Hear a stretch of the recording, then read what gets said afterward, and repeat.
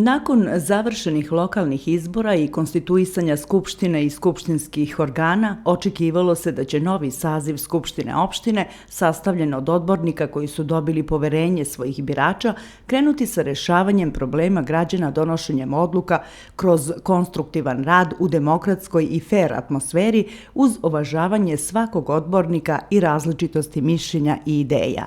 Umesto toga, svih proteklih sednica svedoci smo bahatosti i nedemokratskog ponašanja jednog dela opozicije, pre svega odbornika stranke Zavetnici, koji konstantnim nepoštovanjem Poslovnika, uz neviđene tenzije, pretnje, dobacivanja, uvrede na ličnoj i porodičnoj osnovi, unižavaju Skupštinu.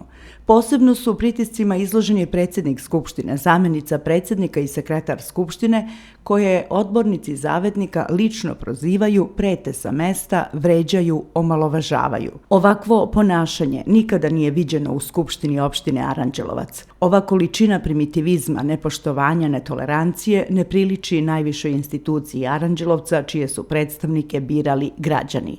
Sve ovo što smo videli proteklih meseci, posebno ono što se desilo juče, unižava najvišu opštinsku instituciju. Osuđujemo svaku vrstu verbalnog ili fizičkog nasilja.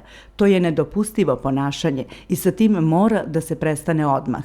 Pozivamo sve odbornike, posebno pojedine pripadnike opozicionih stranaka, da zajedno učinimo sve kako bismo Skupštini vratili dostojanstvo, da ona opet bude mesto demokratske, argumentovane i korektne rasprave koja će doneti dobra rešenja za grad uz kompromise i dogovore oko svih pitanja koja Skupština treba da rešava.